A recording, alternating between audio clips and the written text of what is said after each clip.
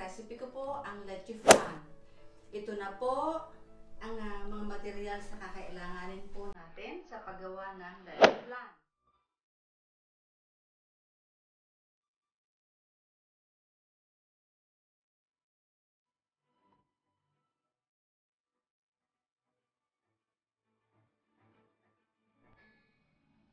Hello mga kasimpleng buhay, ito na po ang ating gagawin kung paano gumawa po ng leche flan. Gagawa po ako ng dalawang recipe. Ito po ay 20 na itlog, dalawang lata po ng condensed milk, dalawang evaporation milk, dalawang teaspoon ng lemon juice, 2 teaspoon of vanilla. At mamaya po ipapakita ko din po sa inyo kung paano po ang paglagay at pagpapakaramelize po ng ating syrup para po dito sa leche flan. So ang gagawin po natin, hatiin po ang itlog sa gitna, dahan-dahan po nating ihiwalay ang pula sa puti. Ang style ko po, dito po ako nagka-crack sa ibang bowl para po maiwasan ang contamination dahil minsan po may mga itlog po na may dugo. Kaya ang ginagawa ko po, bawat crack po ng itlog ay dito po sa isang bowl, then ihiwalay ko po yung pula doon, then at saka po yung white yolk, nilalagay ko po sa kabila para po parehas na malinis. Dahil po yung white yolk po, napapakinabangan po yan.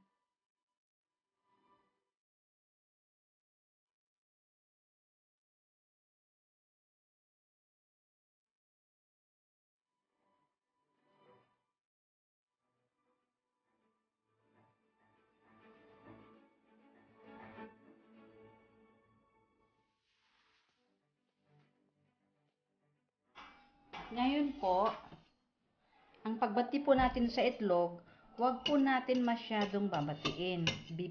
Basagin lang po natin yung pula. Ganyan lang po. Dahan-dahan lang.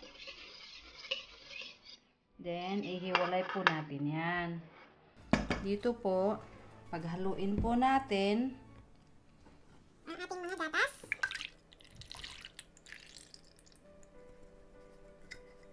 Condensed milk.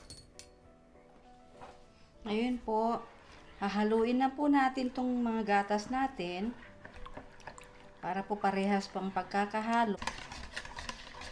Nahalo na po siya. At ilagay na po natin ang ating vanilla. 2 kutsarita po ng vanilla.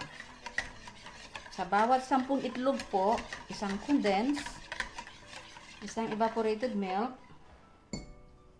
isang teaspoon po ng vanilla, tsaka isa pong teaspoon din po ng lemon juice. Kung wala po kayong lemon juice, pwede rin po yung dayak o kaya calamansi juice.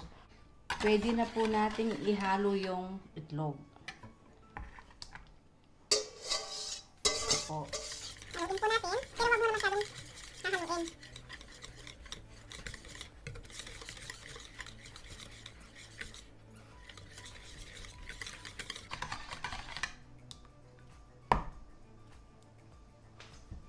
Sasalain po natin ng 3 beses. Dapat po, nasasala po natin itong 3 beses para po naaalis po yung mga buo-buo. At na magiging smooth po yung malalasahan ay dahil po sa leche flan, dahil po ito sa pagsasala.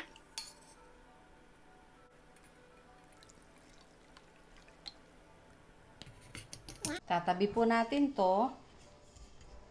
At ang susunod po naman natin gagawin, lalagay po tayo ng 2 kutsara ng white sugar sa bawat llanera.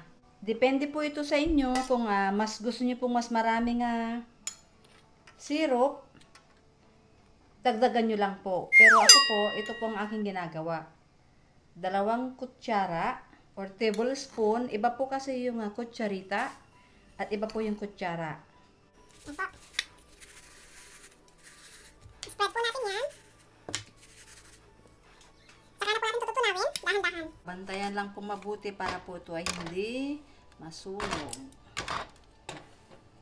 Yan lang po ang sikreto po ng paggawa ng leche flan din po. Nasa syrup din po yan.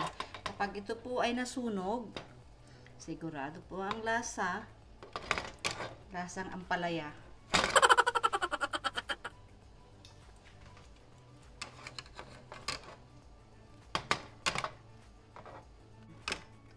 masarap at sarili mo pong gawa. Ayan po. Tunaw na po. At napakaganda po ng pagkakatunaw po ng ating asukal. Ayun po. Haluin natin ulit yung ating itlog.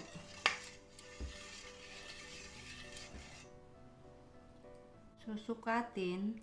Ang standard measurement po, bawat llanera ay 1 3/4 cup.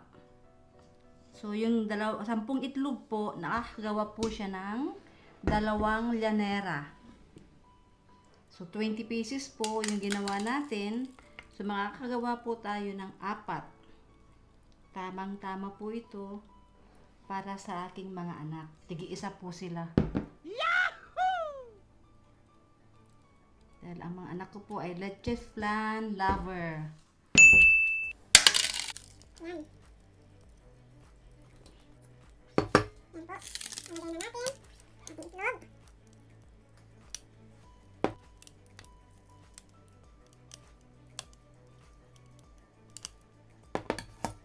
Tatakpan na po natin ito ng foil.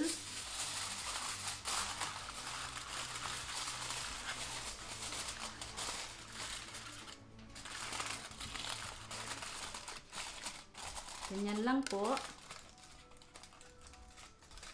Lalagay po natin sa ating steamer. Yun lang po. Luwagan nyo lang po kapag inyo pong sino-fold yung foil.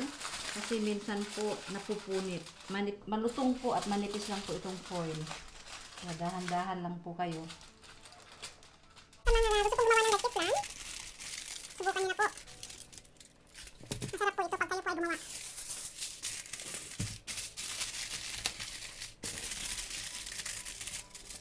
Tapos na po siya. At ilalagay na po natin sa steamer. Papakita ko po sa inyo na kumukulo po yung tubig. So, ito na po. Pakuluin po natin. Medium heat lang po. At antayin po natin ng 1 oras. Ngayon po, mga kasimpleng buhay, tapos na po ang 1 oras. Tignan po natin kung ito po'y luto na sa pamamagitan po ng pagtusok po ng toothpick. Yan po. Pag nakita nyo po na wala na akong dumikit, ibig pong sabihin, luto na po yan. So, lahat po yan, itong 4 po na to, luto na po sila. Sabay-sabay po ito. Yan. Palamigin lang po natin siya ng mga 30 minutes. Depende rin po sa temperature natin sa loob ng bahay. Then, saka po natin ito ililipat sa container. Ayun po, mga kasimpleng buhay, malamig na siya at pwede na po natin itong ilipat sa container. Tingnan natin. Ito po.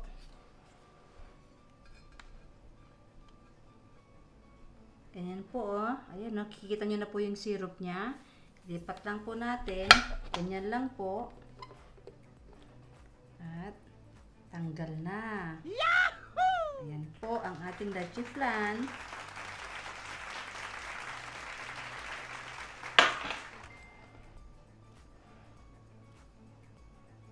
Ayan po, oh. Ang ganda. At yung iba po, ililipat din po natin sa container para po ito is safe kasi may takip. Then pagka may mga umu-order po sa akin, ito rin po ang lalagyan po na plastic container.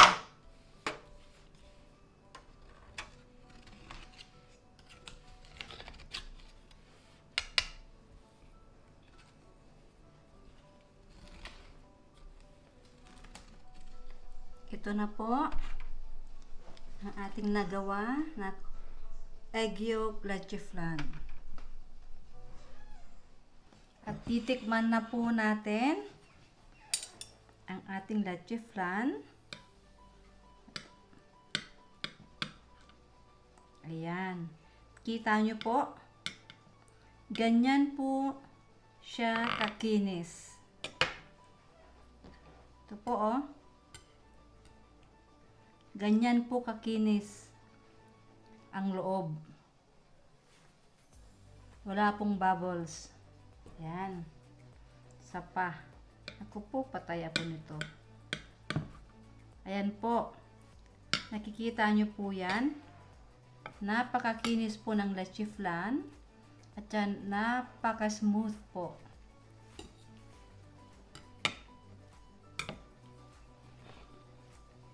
Ayan po, oh. Yan. Ang sarap po, di ba?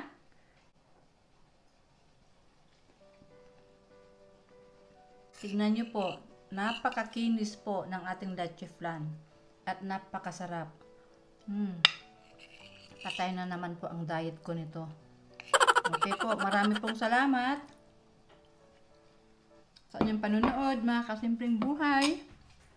Kain po tayo.